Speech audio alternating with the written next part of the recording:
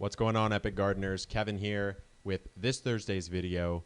We've got the Kratky method. Now, the Kratky method is a hydroponic method for growing plants that is probably the simplest way you can grow.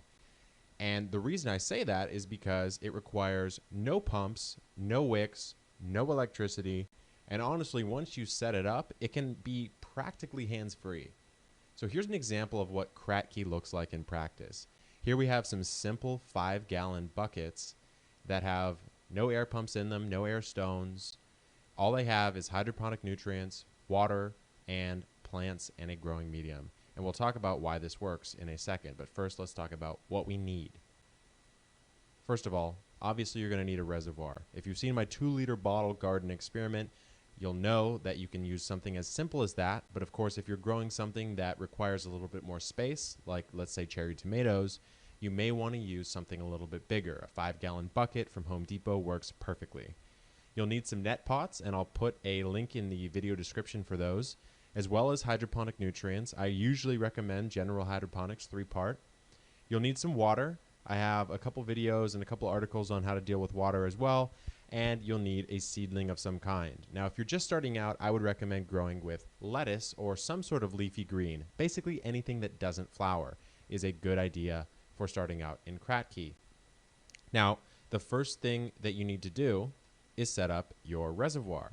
So here we have your nutrient reservoir filled effectively to the brim with nutrients that your plant's going to need over the entirety of its life cycle. So this is one thing that differentiates Kratky from a lot of different methods, is that you don't change the reservoir once you set it up. It contains everything that the plant needs throughout its entire life cycle. So for lettuce, in hydroponics, typically you're looking at something like 30 to 40 days. So this nutrient reservoir needs to have everything. Now you might be thinking, okay, well, other hydroponic systems, usually you have to change that reservoir and adjust the nutrients. And what about oxygenation? There's no air stone. Well, the beauty of the Kratky method is that time solves these problems. So with the addition of time, we get to the final state of a Kratky system, and it looks something like this. Head of lettuce, the roots have developed and drank down the reservoir, which effectively oxygenates by creating a pocket of moist air. So the first half has air and roots, the second half has nutrients and roots. And that is the beauty of the system.